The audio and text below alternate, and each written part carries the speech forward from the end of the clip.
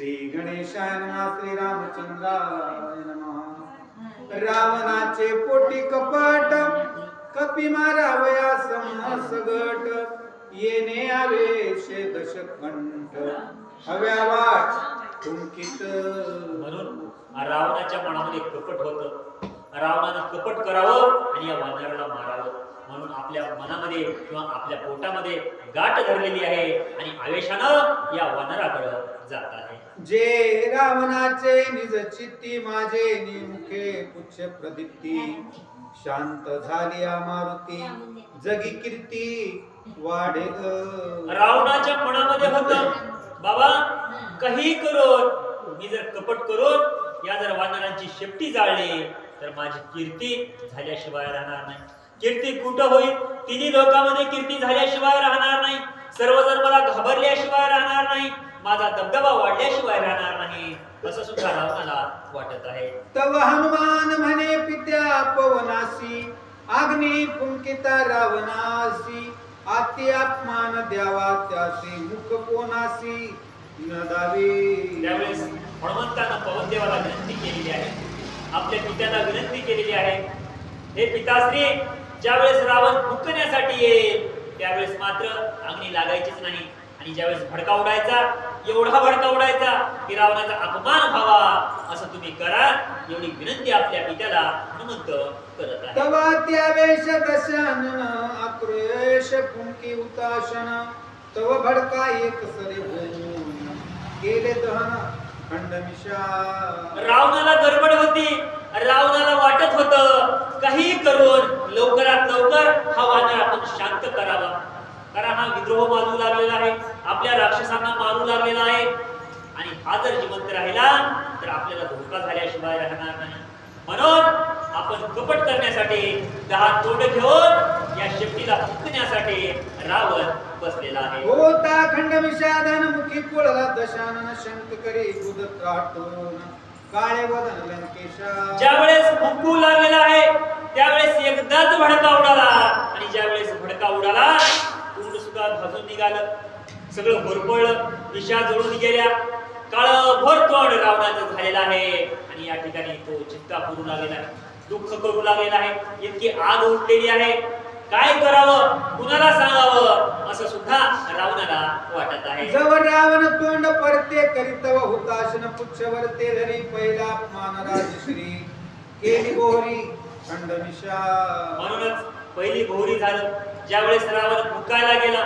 म्हणून दुसऱ्याचं घर आपण जाळायचा प्रयत्न करायचा नाही किंवा लोकांचं घर उठल किंवा त्याचं आपण कसा या ठिकाणी काहीतरी आपण त्याला नुकसान पोहोचो असं जर आपण विचार केलं तर आपलं अगोदर तोड काळं झाल्याशिवाय राहणार नाही.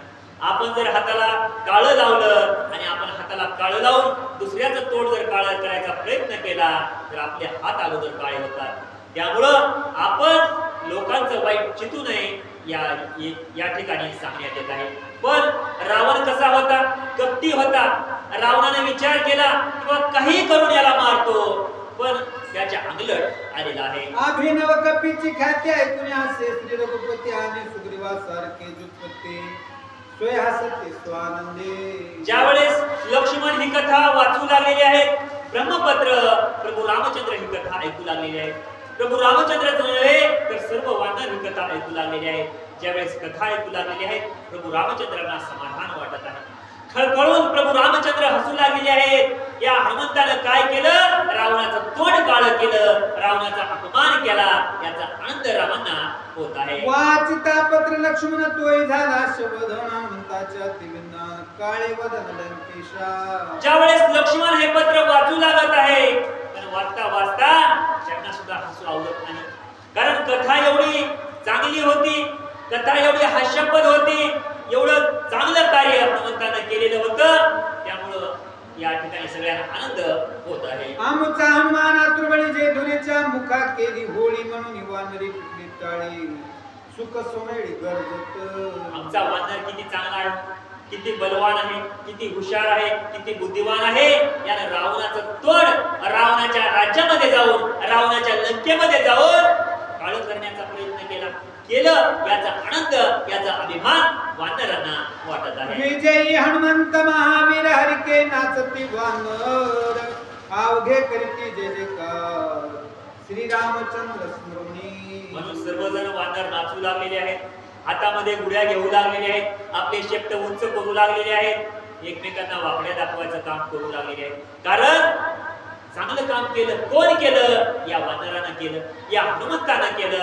याचा आनंद उत्सव साजरा करत आहे. मग अंगदे उठोनी गाणे भेरीत राटल्या निशान तव सुमने वर्षती सुरगण, तेने सुख संपन्न श्रीराम. अंगण उठलेले आहे. हनुमंतानं एवढं चांगलं काम केलं, एवढं मोठं काम केलं, या पापीचं तोंड मात्र जाळून टाकलं. त्याचा या ठिकाणी जो अभिमान होता, जो गर्व होता, तो सुद्धा हाणून पाडला खूप छोट्याशा एक वानरानं. म्हणून हातामध्ये या ठिकाणी टाळ घेतलेले आहेत, वाद्य वाजू लागलेलं आहे. त्यावेळेस सर्व देव वरून फुलांचा वर्षाव करत आहेत. ऐकता सेवकाची ख्याती, स्वये सुखा वीरगुपती, धन्य धन्य तो मारुती, जो पावन कीर्ती ती लोकी. कुणीही गुरुंना किती आनंद वाटेल. शिष्यानं जर चांगलं काम केलं किंवा एखाद्या विद्यार्थ्यानं जर परीक्षेमध्ये चांगले मार्क घेतले तर या ठिकाणी गुरुला आनंद वाटल्याशिवाय राहत नाही. त्याच प्रकारे प्रभू रामचंद्रांना सुद्धा आनंद वाटत आहे. हनुमंतानं चांगलं काम केलं, हनुमंतानं कीर्ती केली आणि या पापियांचं तोंड जाळलं, याचा अभिमान रामांना सुद्धा वाटत आहे. मग स्वमित्रा श्रीराम सांगत, पुढे वाची ब्रह्मलिखित पुच्छदन हनुमंत, पुढे पुरुषार्थ काय केला. राम सांगत आहे, लक्ष्मणा पुढं काय झालं ब्रह्मपत्र वाच. ही शेपटी रावणानं कशी जाळली, शेपटीला अग्नी कशी लागली, ही कथा आम्हाला ऐकायची आहे. ही कथा गोड आहे. प्रभू रामचंद्र आदेश लक्ष्मणाला देत आहेत. वंदोनी श्रीरामाचे चरण, पत्र वाचे लक्ष्मण, आवडी परिसर गुणंदन, हे सावधान अवधारा. म्हणूनच आवड कुणाला आहे? भक्ताची आवड, भक्ताची कीर्ती ऐकण्यासाठी प्रभू रामचंद्रांना आनंद वाटतो की बाबा किती किती या ठिकाणी कीर्ती लंकेमध्ये हनुमंतानं केलेली आहे आणि ऐकावीसी भगवंतांना वाटत आहे. त्यावेळेस लक्ष्मणा सांगत आहेत, वेगाने हे पत्र वाचावं आणि त्याचा आनंद आपल्याला झाल्याशिवाय राहणार नाही. म्हणून नाथ महाराज सांगतात श्रोत्यांना, या पुढची कथा सुरस आहे, गोड आहे, अति रमणीय आहे. त्यामुळे सर्व श्रोत्यांनी देखील ही ध्यान देऊन कथा ऐकावी अशी विनंती करत आहेत.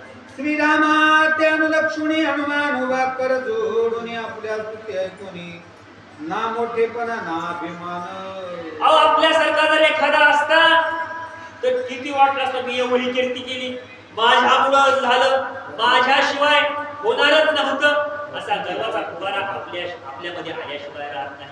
पण हा हनुमंत आहे, पाले खाणारा वानर आहे. या हनुमंताची स्तुती या ब्रह्मदेवानं पत्रामध्ये लिहिलेली आहे आणि पत्र लक्ष्मण वाचू लागलेले आहेत आणि स्तुती ही कीर्ती प्रभू रामचंद्र ऐकू लागलेले आहेत. पण हनुमंत कसे थांबलेले आहेत, स्तब्ध थांबलेले आहेत. प्रभू रामचंद्रांना पाहून हात हनुमंताने जोडलेले आहेत. मी पाले खायरे वानर, माझी कीर्ती करिता श्रीरामचंद्र रणी, राम नाम माशू अति दुर्धर राम नाम. हनुमंतानं सांगितलं ही कीर्ती माझ्यामुळे नाही झाली किंवा मी ही कीर्ती केली नाही, ही कीर्तीचं कारणच आहे राम नाम. माझ्या मुखामध्ये राम नाम आहे, माझ्या हृदयामध्ये राम वसलेले आहे, यामुळेच हे कार्य होऊ शकतं. मी पाले खाणारा वानर आहे, मी काय करू शकतो? मी लंकेमध्ये जाऊ शकतो, समुद्र पार करू शकतो किंवा अशा या राक्षसांना मारू शकतो.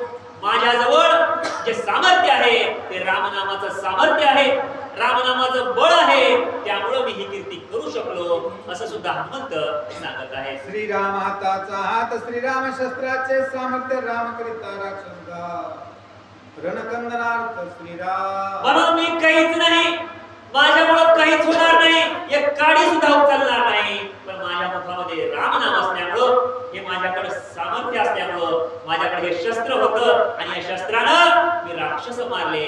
हनुमंत रामांना सांगत आहे. श्रीराम प्राणाचाही प्राण, श्रीराम बाणाचाही बाण, श्रीराम माझे अंग, श्रीरामी समर्पण पै माझे. म्हणून प्रभू रामचंद्र प्राणांचे सुद्धा प्राण आहे. जिथं रामनाम असेल तिथं मरण बाधू शकत नाही. म्हणून माझं सामर्थ्य माझं रामनाम आहे आणि त्यामुळे मी कार्य करू शकलो. लक्ष्मणांना सांगत आहे. ऐकता हनुमंताचे बोल श्रीराम येती सुखावे डोल जे भक्ती भावार्थाची हो अति सखोल श्रीरामे. म्हणून ज्यावेळेस हनुमंताचं बोलणं ऐकलेले आहे, हनुमंताच्या मुखात ते शब्द ऐकलेले आहेत, प्रभू रामचंद्रांना आनंद वाटलेला आहे. किती गोडवा असेल ज्यावेळेस एखाद्या जर विद्यार्थ्याने चांगलं काम केलं असेल पण तो जर सर्व श्रेय मी घेत असेल, माझ्यामुळे जर झाला असेल तर हे आनंद वाटेल का? तर नाही, माझ्या गुरुमुळे झालं. त्यावेळेस हनुमंत सुद्धा सांगत आहे माझा काहीच कारनामा नाही, मी काहीच केलं नाही, माझ्या प्रभू रामचंद्रामुळे हे शक्य झालं. रामनामाचं सामर्थ्य होतं म्हणून मी करू शकलो. हनुमंत सांगत आहे. पुढे ब्रह्मयाचे ब्रह्मलिखित हरिके सुमित्र वाचित अपमानिला लंकानाथ सभेयात सहज. म्हणून सौमित्र हे कथा सांगत आहेत, मुखातून आपल्या गाऊ लागलेले आहेत लक्ष्मण.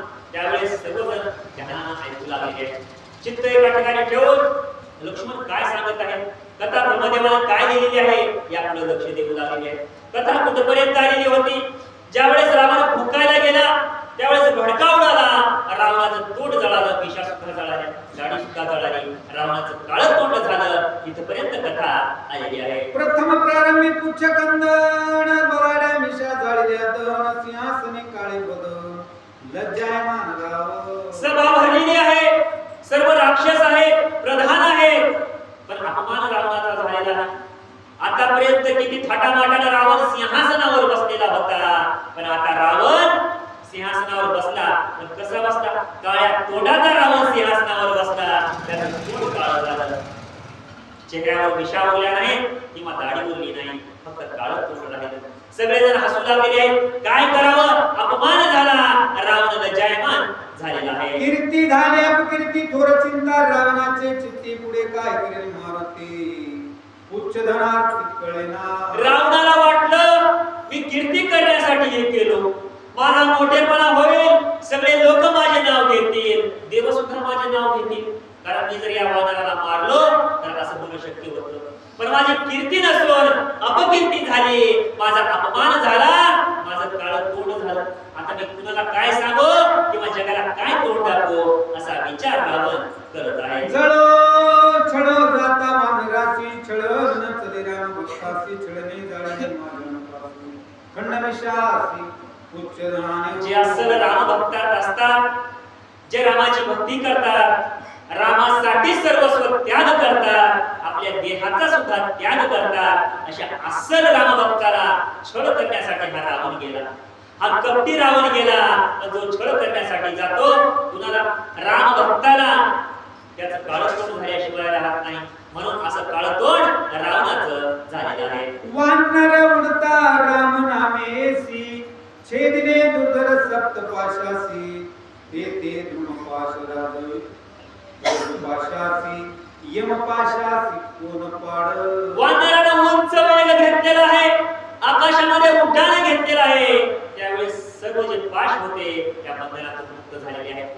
जर खरंच सांगितलं तर बंधनमुक्त हनुमंत अगोदरच होते, कारण कुठलाच पाश हनुमंताला बाधा करू शकणार नव्हता. फक्त रावणाला दाखवण्यासाठी, जगाला दाखवण्यासाठी किंवा राक्षसाला दाखवण्यासाठी ब्रह्मपाशामध्ये हा बंधन अडकलेला होता.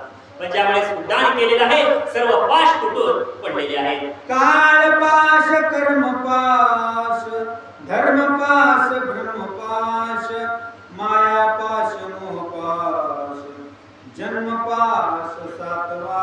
म्हणून हे जे 7 पाश असतील, कर्मपाश असेल, धर्मपाश असेल, यमपाश असेल किंवा ब्रह्मपाश असेल, हे जे 7 पाश होते हे सगळ्यांचाच या ठिकाणी बंधनातून हनुमंत मुक्त झालेले आहे. काळ पाश तो आयुष्यघात कर्म पाश तो निराशवंत धर्म पाश तो आश्रमागत वेदविहितार्थ ब्रह्मपाश.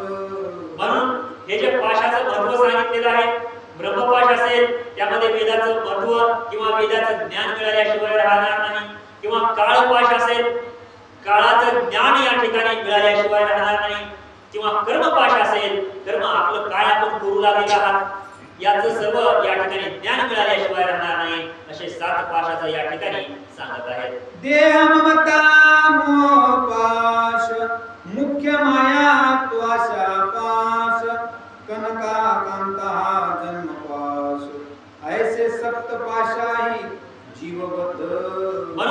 एखादा जर प्राणी असेल, एखादा जर मनुष्य असेल, तर त्याला हे 7 पाश लागू झाल्याशिवाय राहणार नाही. त्याला मोह असतो, ममता असते, माया असते आणि या पाशामध्ये तो अडकल्याशिवाय राहणार नाही. म्हणून या जर पाशाला आपल्याला छेदायचा असेल तर त्याला एकच मार्ग आहे, रामनाम मार्ग, भक्तीचा मार्ग आहे. आणि तो भक्तीचा जर मार्ग आपण अवलंब केला तर हे पाश आपण छेदू शकतो. हे सामर्थ्य आपल्यामध्ये आहे का? जे रामभक्त असतील, जे अस्सल सेवा करणारे भगवंताचे असतील, तेच हे छेदन करू शकतात. ग्रंथकर्ते सांगत आहेत, सप्त पाशाची निवृत्ती रामनामे करी मारुती, ते राचन चले युक्ती शस्त्र उत्पत्ती सीनता. म्हणून केवळ रामनामाचा भूंकार टाकलेला आहे आणि सप्तपाश छेदलेले आहेत आणि आकाशात उडत केलेला आहे. श्रीरामाचे जे नाम तेची केवळ ब्रह्म नामे निर्दळी कर्मा कर्म धर्माधर्म छेदक.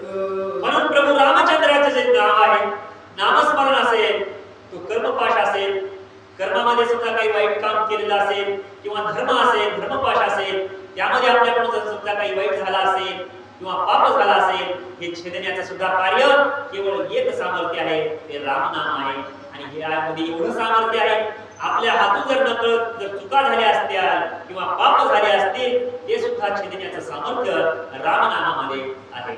अबद्ध पडता पै वेद अनिवार्य बाधिती निषेध आणि नाम स्मृताची अबद्ध होती सुबुद्ध श्रवणार्थी. म्हणूनच समजा वेदाचं अध्ययन होऊ लागलेलं आहे, वाचन होऊ लागलेलं आहे, पण वेदाचं अध्ययन किंवा वाचन होत असताना आपल्याकडून काही गडबडी झाली, काही चुका झाल्या, तर त्याला पाप लागल्याशिवाय राहणार नाही.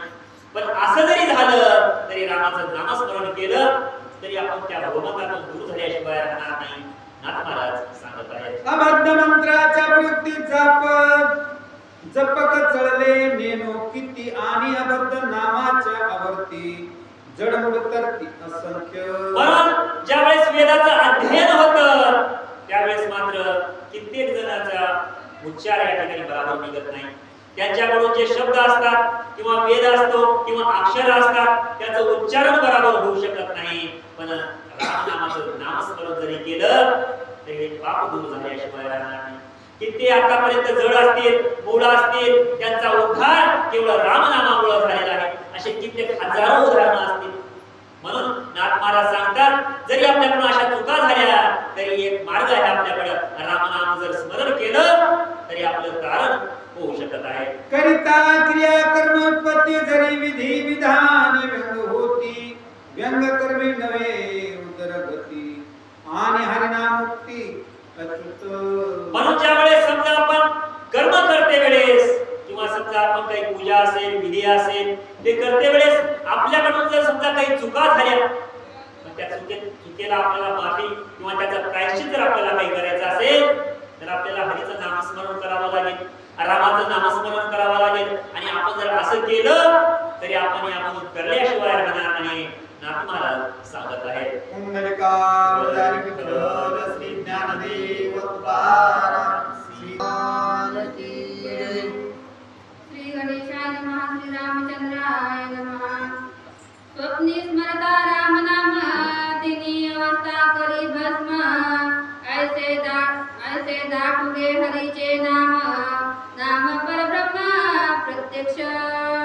या ठिकाणी ग्रंथकर्ते नाथ महाराज सांगू लागले, प्रभू श्रीरामाचं नाव घेण्यामुळं जे काही तुमच्या मनामध्ये जी बी इच्छा असतात ते प्रकट होतात आणि जे काही तुम्हाला गालबोट लागले त्याच्यावर सुद्धा मात करण्याची ताकद या प्रभू श्रीरामामध्ये आहे. ती केव्हाही घ्या, संध्याकाळी घ्या, सकाळी घ्या, दिवसा घ्या किंवा रात्री घ्या, त्याला टाइम वेळ वक्त असं कशाचंच बंधन या नामाला नाही, असं ग्रंथकर्ते सांगू लागले. स्वप्नीची या स्वप्नस्थिती कौशिका राम रक्षेची प्राप्ती, जे का दाटुंगी त्रिजगती उद्धरणार्थी जयाचे केव्हाही स्वप्न जरी असलं त्या स्वप्नाच्या वेळेस जरी तुम्हाला रामस्मरण झालं तरी ठीक आहे. संध्याकाळी जेवण झाल्याच्या नंतर तुम्हाला वेळ मिळाला त्याच वेळेस तुम्ही नामस्मरण घ्या, सकाळी वेळ मिळाला त्यावेळेस तुम्ही नामस्मरण घ्या. कोणतंही कशाचंही बंधन या नामाला या ठिकाणी नाही, असं सुद्धा सांगू लागलेलं आहे. तरी राम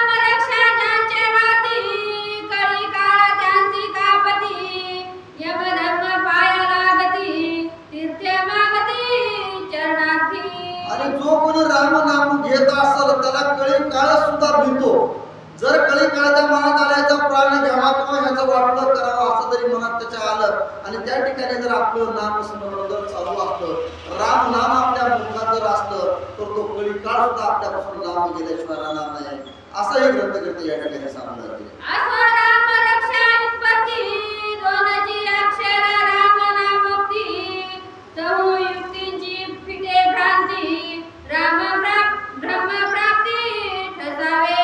ब्रह्मप्राप्ती ठसावे. किती राम नाम म्हणजे किती अक्षर किती आहेत? 2. पण या 2 अक्षरामध्ये एवढी ताकद आहे की ब्रह्मांड सुद्धा पूर्ण जरी कोपला असला तरी राम नाम स्मरण जर असलं तर ते सुद्धा शांत करण्याची ताकद या राम नामामध्ये आहे. आणि राम नाम घेतल्यानंच पूर्ण पुण्य प्राप्त झाल्याशिवाय राहत नाही असं सुद्धा ग्रंथकर्ते सांगतात गेले.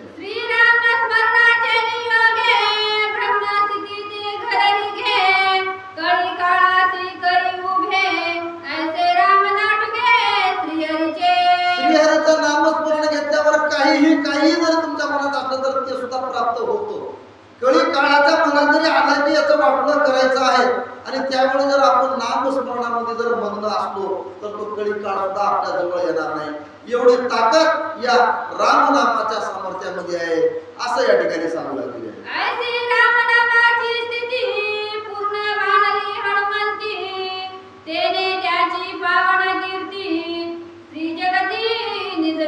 मग असं राम नाम कुणाच्या मनामध्ये आहे, कुणाच्या देहामध्ये आहे? तर हनुमंताच्या देहामध्ये आहे. राम त्यांच्या शरीरामध्ये कुठं जिथं हात असेल त्या ठिकाणी आहे, जिथं पाय असतात त्या ठिकाणी रोम जे असेल हनुमंताचा तो राम नामामध्ये आहे. राम नामाचं स्मरण ही हनुमंताच्या ओठावर आहे. केव्हाही बसल्याच्या नंतर असेल, झोपते वेळेस असेल, किंवा कुठलं कार्य करते वेळेस राम नाम हे हनुमंताच्या मुखामध्ये असलेलं राम हे पूर्ण ब्रह्म असलेलं या हनुमंताच्या पूर्ण देहामध्ये साठवलेलं आहे असं सुद्धा सांगलं आहे.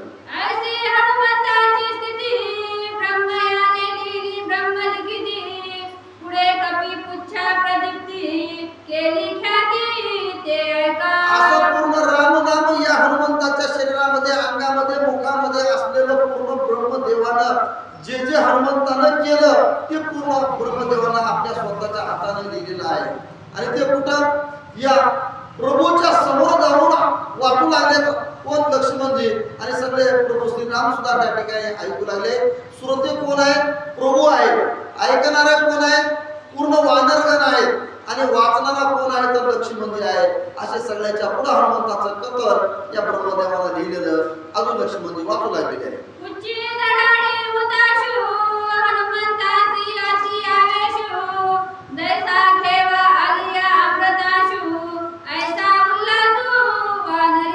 आता मनात काय होतं? हनुमंताच्या पूर्ण ताकद होती. काय करायचं आणि काय नाही पूर्ण उल्हास भरलेला होता. या लंकेला धडा शिकवायचा का शिकवायचा, रावणाला त्याची अक्कल घडवून आणायची का आणायची, पूर्ण मनामध्ये हनुमंताच्या होतं. उत्स्फूर्त प्रतिसाद होता आणि ताकद सामर्थ्य होतं. म्हणून शेपूट आणि हनुमंतराया त्या ठिकाणी त्यांचं कार्य करण्यासाठी सज्ज झालेले आहे.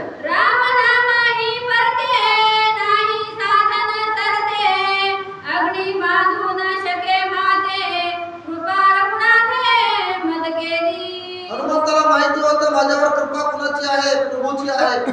मग मला काही नाही म्हणले, अग्नी जरी आला तर मला बांधू शकणार नाही, कळी काळ जरी आला तर मला बांधू शकणार नाही, माझं कुणीही या ठिकाणी काहीही करणार नाही. कारण का? तर माझा प्रभू माझ्यासोबत आहे.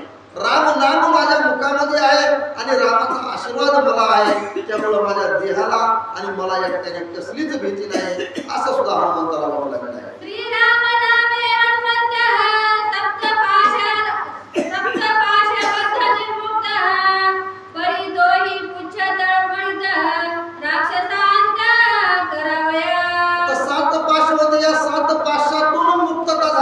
हनुमंताची मग या 7 पाशाची भीती हनुमंताला कसलीच नाही.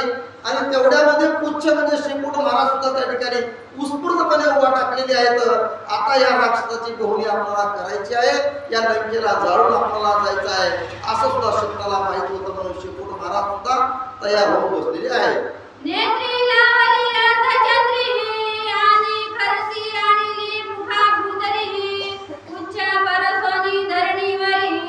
मरणा दुखारी कपी पडे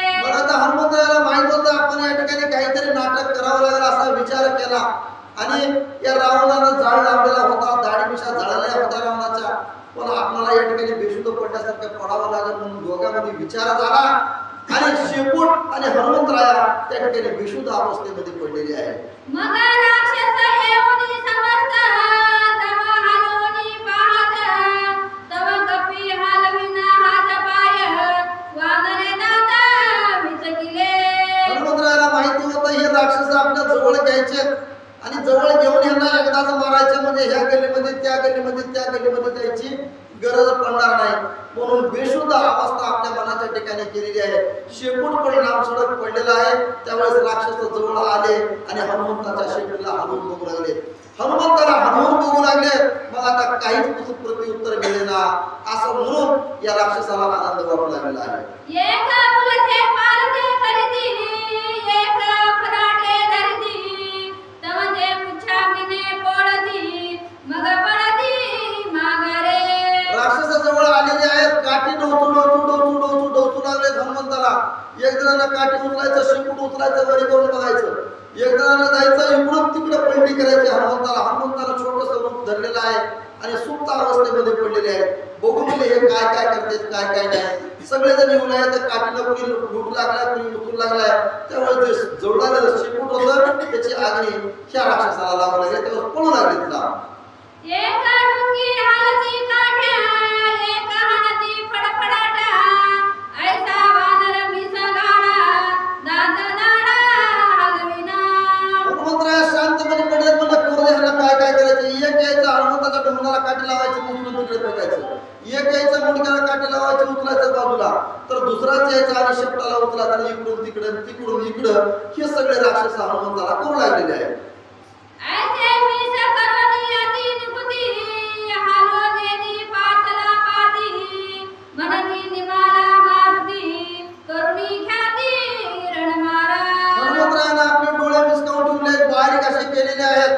सगळ्याला वाटू लागले की इकडून तिकडे आपण ढकलाला पण की वानर काही जागेवर हाताला गेले.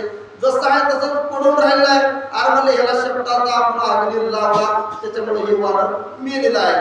आता ह्याच्यामध्ये जीव राहिला नाही असे सुद्धा काही जण म्हणून आनंद व्यक्त करू लागले आहेत. वानर वीर जगजेठी मारिल्या राक्षसांच्या कोटी इंद्रजित रावण धाके पोटी अवघ्या पोटी अति धाका. पण सगळ्याला माहिती होतं ही वानर कसं आहे, खरतड आहे. एखाद्या जर मिस घेऊन पडला तर आपण कसं करायचं म्हणून मला सुद्धा भीती होती. कारण का तर इंद्राची अवस्था कष्टी केलेली होती. जम्बूमाळ्याला कसं करून टाकलं, पुन्हा रावणाची काय अवस्था केली आहे ही सगळ्या राक्षसालाही माहिती होतं. म्हणून मनात भीती सुद्धा ह्या राक्षसाला वाटू लागलेली आहे. जरी हा मरण न सांगता तरी करता अवघ्यांच्या घाता परी तीक्ष्ण बुद्धी लंकानाथा छळणे हनुमंता मारले. एक वेगळा बोलायला तर दुसरा यायला की दुसराच काही शहाणपणाच्या गोष्टी सांगू लागला. तिसरा म्हणाला यार म्हणले ही वानर ह्याला स्वतःच किती मूर्ख आहे म्हणले. स्वतःच मरण सांगितलं, शेपटीमध्ये मरण आहे म्हणून.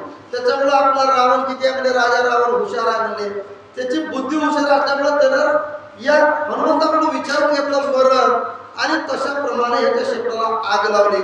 त्याच्यामुळे हे वानर या ठिकाणी मरून पडलेलं आहे असे सुद्धा काही जण म्हणू लागले आहेत. वानर सत्यवादी पूर्ण पाळवणी श्रीरामाची आन सांगोनी आदित मरण आपण मारविले. लगेच दुसरा येऊन लागले अरे म्हणजे काय ह्या माकडाला करावं काय नाही म्हणले. खरोखर हा रामाचा भक्त आहे म्हणजे रामाची आन ज्यावेळेस याला घातली त्यावेळेस स्वतःच मरण कशामध्ये आहे आणि कशामध्ये नाही ही खरोखरची गोष्ट त्याने रावणाला सांगितली आणि त्यामुळे ह्याला मरण या ठिकाणी आलेलं आहे असे काही जण म्हणू लागले आहेत.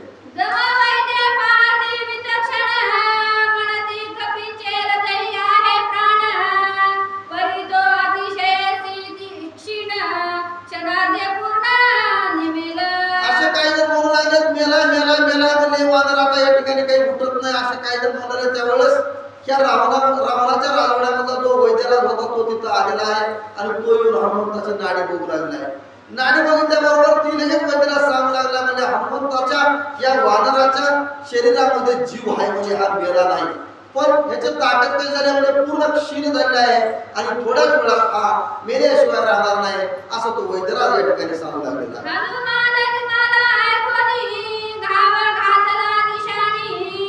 इंद्रजित हरिखलामणी वाटी शेरणी लंकेती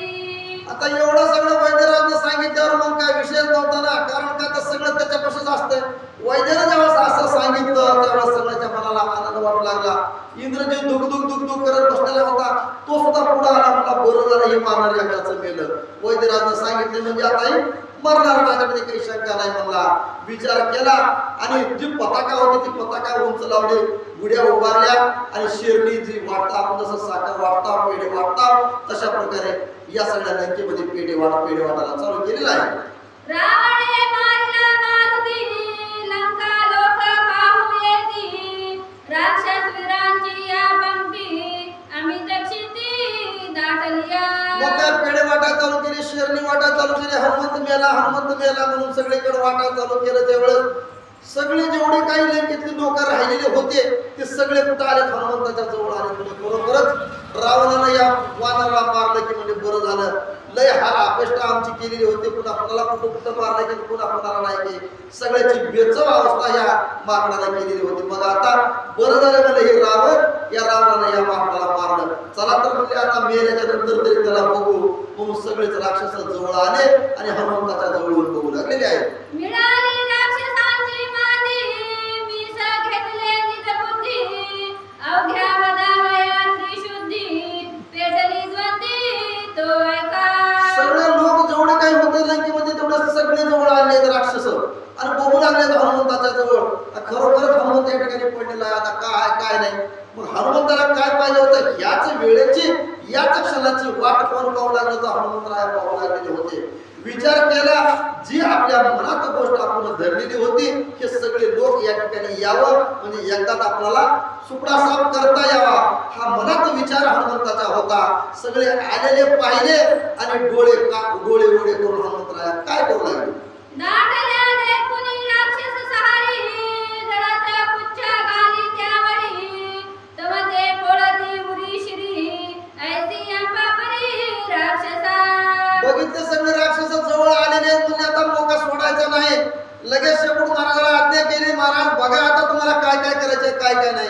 शेपूट लगेच लांब सडक झालेला आहे, पूर्ण आगनी लागला, ढंढन पिटू लागला होता. जेवढे राक्षस होते तेवढे सगळ्याच्या अंगावर शेपूट जळत शेपूट वर फिरू लागला. मग काय सगळा आकार कुठला, कुणाला कुठं पळालंय तर कुणाला कुठं पळाले अशा राक्षसाची अवस्था होऊ लागली. जळदाता बाहेरी तव जळत पुच्छ लागले द्वारी, अवघिया गेली कोंड मारी ऐसा निशाचरी आकांत. जवळ की पळू लागल्या राक्षसाला आणि म्हणजे आता काय करणं, हा माकड जिवंत झालेला आता आपला सोडत नाही म्हणून काही जण पळू लागले. पळलेले बघितले शब्दाला त्यांच्या पुढून जायचं जिथं दरवाजा हाय जायचा त्या ठिकाणी शेपूट जाऊ लागलं आणि जळत शेपूट सगळ्याला वेळा देऊ लागला. कुणाला कुठं पळू लागलं, कुणाच्या डोक्यावर थांबू लागलं, कुणाच्या पाठीवर थांबू लागलं, कुणाच्या पायाला थांबू लागलं जळत शेपूट. अशा सगळ्याची बेचव अवस्था करून टाकली. सगळ्या लंकेमध्ये कोल्हार उठलेला आहे. जनाच्या वस्त्राला मिली आगी, तेने जळती सर्वांगी, पुच्छ घातली एकांकाचे ढोंगी, नेसण्या आगी लागली. आता काय केलं होतं, या हनुमंताच्या शेपटीला पूर्ण कपडे गुंडाळले होते. कुणाचे कपडे होते, लंकेच्या राक्षसाचेच कपडे होते. त्यांचेच कपडे जळाले, त्यांनाच आग लावायची. कुणाच्या डोक्यावर टाकायचे आग, कुणाच्या मांडीवर टाकायचे, कुणाच्या पायाला लावायचे तर कुणाच्या कुठं आग लावायची. मग सगळे लोक म्हणाले आता काही खरं नाही, आपलेच वस्त्र आणि आपणालाच जाळ या ठिकाणी लागलेला आहे. असे काही लोक म्हणून भीती कुठे पळू लागले. आगी लागल्या धोत्रासी, द्विज पाळले लिंगा प्रदेशी, नागवे नागती रावणापासी, दाविती त्यासी लिंग व्यथा. अगोदरच काय झालं होतं, सगळे कपडे लंकेतले संपवून टाकले होते. कुणाचे जावाई नागवे केलेत, कुणाच्या लेकी नागवे केलेत, कुणाचे पोरं नागवे करून टाकले होते अगोदरच. मग आता सगळं संपलं म्हणून परत बघण्यासाठी आले होते. पुन्हा शेपटाला जाळ धरलेला आहे आणि पुन्हा शेपट सगळ्याला पळू लागल्या. त्यावेळेस सगळा आकार उठला आणि रावणाच्या समोर जाऊन सगळे नावळ देऊन उभा टाकलेत. म्हणून रावणा आता बघा आता काय करावं लागेल, आमचा जीव जातो की काय म्हणून विनंती रावणाला हे सगळे लोक करू लागले. हनुमान निघाला राजवकारी, निशाने त्राण दिल्या भेरी, दळोते रावणा तुझी तोरी, जोहारवारी त्वा केली. जोहार तू केली. रावणाला गोष्ट देऊ लागला तर रावणाही तुझ्यामुळे झाला म्हणले. तू जर ही या ठिकाणी सीता मातेला जर आणला नसता तर हा वानर या ठिकाणी आला नसता आणि आमची अवस्था अशी केली नसती. जळो तुझं नको म्हणले, जळो तुझी कीर्ती, काय कामाची तुझी कीर्ती. एखादं वानर जर तुझ्यापाशी येऊन तुला ऐकत नाही आणि त्याने सगळ्या लंकेला जाळ लावून टाकले, सगळ्या लोकांना जाळून टाकले. ना तेल राहिलं नाही, ना तूप राहिलं नाही, ना अंगावर कपडे राहिले नाही. अशी सगळ्या लंकेची अवस्था केलेली आहे.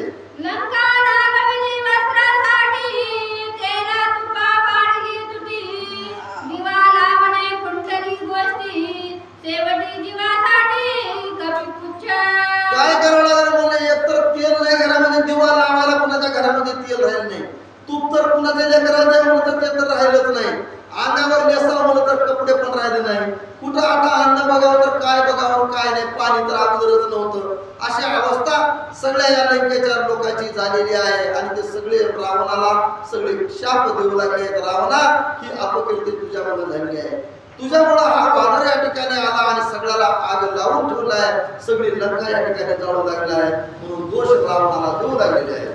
आदित वानर सबळ आणि पुच्छ पेटविले प्रबळ, आता लंका जाळीले तत्काळ आणि मारिले राक्षसा. काय करा म्हणजे अगोदर तर सगळं काही राहिलं नव्हतं, तेल राहिलं नव्हतं, तूप राहिलं नव्हतं, कपडे राहिले नव्हते, ना अन्न पाणी राहिलं नव्हतं. अगोदर तर हे सगळं झालं होतं आणि त्याच्यानंतर तुम्ही काय केलं, ह्या माकडाच्या शेपटाला लावली आग. आता तर काहीच नाही म्हणजे आता हे जे राहिले घर बिर ते सुद्धा सगळे लंकेच्या जाळून टाकता ये. आणि त्याच्यानंतर आपल्या सुद्धा जीवाचा या ठिकाणी बरं वाईट काहीच राहणार नाही. आपल्या सगळ्या राक्षसाला सुद्धा हा वानर मारल्याशिवाय राहणार नाही, असे सुद्धा काही लोक बोलू लागले आहेत. रावणा तुझे पोटी कपट, त्या कपटे केले तळपट, पुच्छ पेटला मरकट, करीला सपाट सर्वांचे. रावणा म्हणे तू कपट केलंय, कपट बुद्धी तुझी आहे, पण तुझं कपट तुझ्याच अंगावर पडलंय. या रामभक्ताला, या वानरानं तुझं कपट काही ठेवलं नाही. तुझ्या कपटामुळे तुझीच अपकीर्ती झाली, तुझेच कपडे, तुझाच जाळ, तुझीच अग्नी, सगळं तूच लावलंयस आणि तुझ्याच मुखावर तू फुकलेला आहेस. त्यामुळे आता तुझी पूर्ण लंका या ठिकाणी जाळल्याशिवाय हा वानर सोडणार नाही, ही लांछन तुझ्या देहाला लागल्याशिवाय राहणार नाही. असे काही दोन लोक येऊन या राजा रावणाला दोष देऊ लागलेले आहेत. रावण म्हणे रे हनुमंता, लंका जाळसी कवड्यार्था, सावध केले लंकानाथा, तुझं तत्वता सांगेन. त्यावेळेस राजा रावण उठलेला आहे, म्हणजे हनुमंता तू इकडे ये म्हणले, तू मला सांग, मला तर या ठिकाणी तू केलासच केला, सगळी लंका तर सगळ्या लोकांना तर पळवलास, पण आता तुझ्या मनात काय म्हणजे ही लंका जी आहे ती कशासाठी जाळ लावलाय आणि कशामुळे जाळ लावलाय हे मला सांग एकदा. असं म्हणल्यावर हनुमंतराय उठलेले आहेत. रावणा सावध होऊन ऐक म्हणले, काय झालं आणि काय नाही मी तुला सांगतो, असे हनुमंतराय म्हणू लागले आहेत. पुच्छाची मरण आले निश्चित, ते मरण भले धाडा देत, भये लंका माझी लपत, तरी त्याची मी येत काय तुझे. तेव्हा हनुमंतराय सांगू लागले, रावणा तू काय केलंस म्हणजे त्या शेपटाला आग लावलीस, मग आता शेपूट मरणार आहे ना, मग त्या मरणाच्या भीतीपुढे त्याला काय करायला म्हणजे इकडून तिकडं पळाले. मी काय करू, मी काही केलं नाही, ते शेपूट करायला म्हणजे, कारण का त्याच्या अंगामध्ये आग पडलेली आहे. त्याला वाटावं लागलं की आता आपण कुठं तर जाऊन लपावं, कुठं तर जाऊन थांबावं, कुठं तर जाऊन आपला जीव वाचवावा, म्हणून ते शेपूट इकडून तिकडे पळाले म्हणजे, दुसरं काही कारण नाही. एकाचे चरण धरित आणि एकाचे पोटी गवसत, एकाचे पालवी झोंबत, जे मरणे खाता चुकवावया. काय राहिलं त्याची काय चूक आहे म्हणजे त्या शेपटाची, त्याला मरण त्याच्या पुढे दिसू लागलं, त्याच्यामुळे त्याला काय करायला एखाद्या पायावर पडावले म्हणजे, त्याला सोडलं की त्याला काय करायला गेलं म्हणून विचार करायला म्हणजे दुसऱ्याच्या पोटाला जाऊन धराले म्हणजे मला वाचवा म्हणून, त्यानं मी काय करायला गेले की तिसऱ्याच्या पाठीवर जाऊन बसायला म्हणजे मला वाचवा म्हणून, पण कुणीच त्याला वाचवला गेले. त्यामुळे त्याला इकडून तिकडं सारखं पळण्यावर आहे, त्याच्या अंगामध्ये आग पडलेली आहे आणि त्यामुळे त्याला जीव वाचवण्याचा प्रयत्न तो करत आहे शेपूट, असं राजा रावणाला हनुमंतराय सांगू लागलेले आहे. एकाची वाचा शरणागत, एकाचे गळी पडत, जे विनवुनी लंकानाथ, मरणोन्मुख करा म्हणे. मरण उन्मुख करा म्हणे, त्यानं सांगू लागले, शेपूट सांगू लागले, एकाच्या गळ्याला जाऊन पडू लागले, मिठी मारू लागले, मला वाचवा म्हणू लागले, तर दुसऱ्याच्या पाया जाऊन पडू लागले, मला वाचवा, माझा या ठिकाणी जाळ लागलाय, जीव जातो की काय, असं काही जणांचा जाऊन ते शेपूट पाया पडू लागले, कोणाच्या हृदयाला पडू जाऊन भेटू लागले. अशा अशी अवस्था त्या शेपटाची झाली आहे. मी काय करू रावणा, असं सुद्धा हनुमंतराय रावणाला म्हणू लागले. रावणा मी करीतो विनंती, जे दाता होनी दर्शनार्थी, उच्च येते काकुळती, तरी मरणोक्ती करीत्यासी. रावणा मी सुद्धा सांगू लागले म्हणजे त्याला मी प्रयत्न करू लागलो, पण काय माझंही काही चलत नाही म्हणजे त्याचा जीव जातो की काय असं त्याला वाटत आहे. त्याच्यामुळे प्रत्येकापाशी जाऊ लागले त्याला आणि पाया पडू लागले, प्रत्येकापाशी जाऊ लागले त्याच्या हृदयाला रडू लागले, जवळ असं शिकवून करू लागले. कारण का त्याचा जीव जातो की काय असं त्याला वाटू लागले. त्याच्यामुळे त्याला इकडून तिकडे पळायला लागले. त्याच्यामध्ये त्याचा काय दोष आहे रावणा, असं सुद्धा हनुमंतराय बोलू लागले. उरी श्री स्वयंधारित, त्या नाव म्हणजे शरणागत, उच्चे वाणीला मरणावर्त, मरणोत्त करा म्हणे. उरीशिरी जे काही लोक उरलेत ना त्यांच्याकडे तो जाऊ लागलाय, जो कोणी सदृढ दिसू लागलाय त्यांच्यापासून शिकून जाऊ लागलाय, त्यांच्या पाया पडू लागलाय, ते तर वाचवतील म्हणून. कुणाच्या गळ्याला जाऊन पडू लागलं ते तर वाचवतील म्हणून. कारण का तर त्याचा जीव जाऊ लागलाय. त्याचा जीव गेला मग काय म्हणे, त्याला कुणाच्या गळ्याला पडणार झाला, कारण आता जीव जात आहे. वाचवा कुणीतरी म्हणून प्रत्येकापासून जाऊन ही शिकून पाया पडू लागलाय, कुणाच्या गळ्याला पडू लागलाय. अशा अवस्था त्या शेपटाची झाली आहे. पण त्याचा आता जीव जातो की काय असं हनुमंतराय बोलू लागले आहे. करावया राक्षसांचा घात, द्वंद्वा पेटला हनुमंत, देखुनी पुच्छ धनावर्त, लंकानाथ तडकापे. आता माहित झालं रावणाला म्हणजे हा हनुमंत आपल्याला आठवण लागले, आता काही करणे म्हणले की फक्त वरून सांगायला लागले. पण ह्याच्या मनामध्ये काय गोष्टी आहेत हे सगळ्या रावणानं जाणून घेतल्या. आता म्हणजे आता काही करणं नाही. त्यांच्या मनात जे होतं ते ह्यानं करू लागलाय. सगळ्या लंकेला आग लावण्याचं काम ह्यानं करू लागलाय. अगोदर तर माकड म्हणजे पुन्हा त्याच्या शेपटाला लावली आग. ते काय आता इकडून तिकडे उड्या पाहू लागलाय. सगळी लंका जाळून टाकते की काय म्हणून भीती सुद्धा राजा रावणाला वाटू लागलेली आहे. रावण कपी भय कापत, आणि निशंक बैसला हनुमंत, उच्च वाणीला अकांत, धनावर्त राक्षसा. हनुमंतराने विचार केला म्हणजे रावण आता मनाच्या ठिकाणी दचकला. आता काही नाही म्हणजे ह्याला भीती तयार झालेली आहे. आता आपल्याला काही करायचं नाही, आपण शांतपणे या ठिकाणी बसून राहू आणि काम कोण करणार आहे, शेपूट करणार आहे. त्याचं त्याला काम तसं करावं म्हणून आज्ञा शेपटाला दिलेली आहे. आणि हनुमंतराय शांतपणे एका ठिकाणी बसून बसलेले आहे. दशमुखेशी सन्मुख बैसला हनुमान, बैसला निशंक, उच्च सेना आणि सैनिक, एक पोळविले. रावण समोर बसलेला आहे. रावणाच्या समोर हनुमंतराय मांडी घालून बसलेले आहेत. बघ म्हणले रावणा मी काय करू म्हणले, काय करायचं शेपूट करायला लागले. कारण का त्याचं मरण तिथं आहे म्हणले. मी काय करणार आहे, मी काही नाही म्हणले. तुझ्या समोर शांतपणे वाटाकलेला आहे, बसलेलो आहे. माझ्या हातामध्ये काही नाही.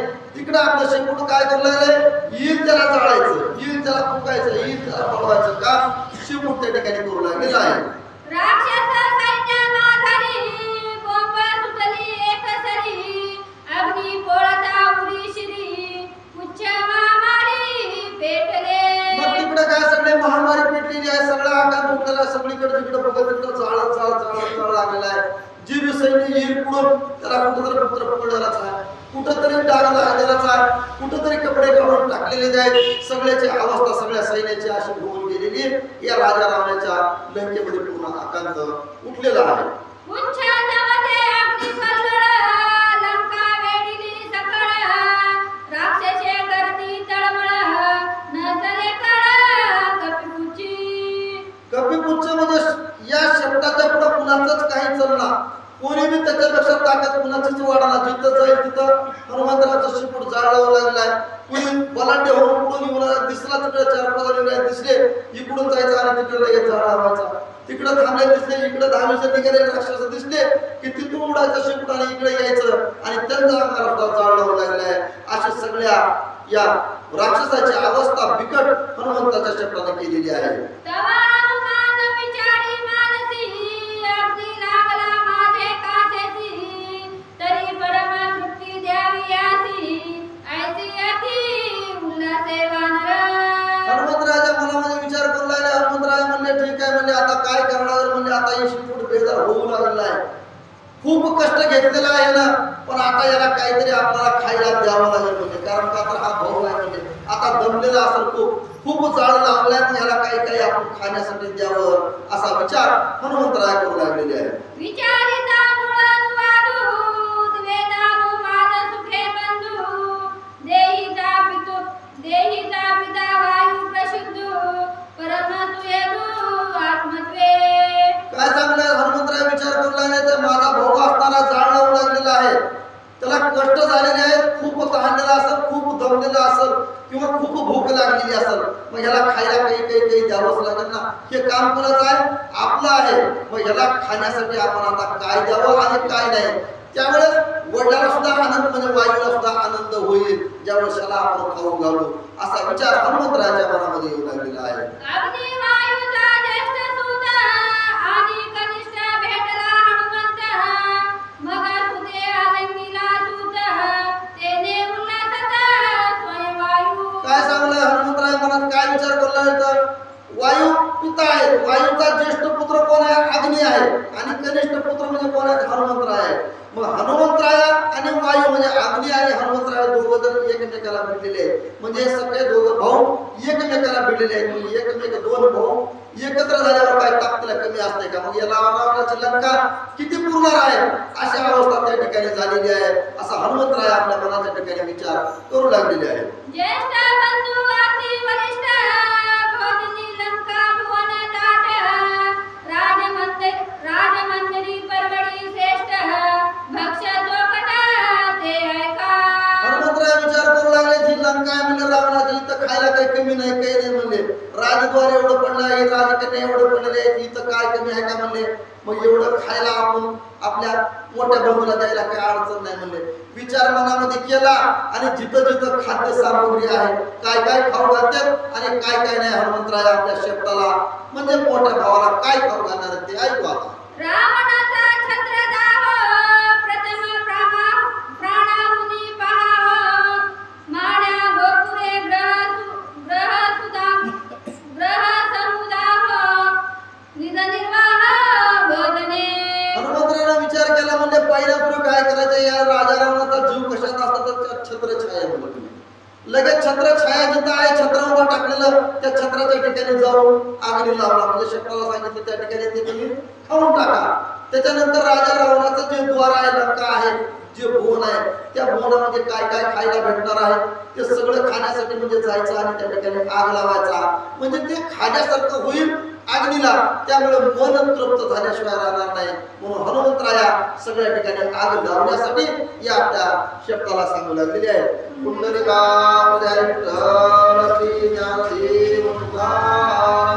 सीताकांत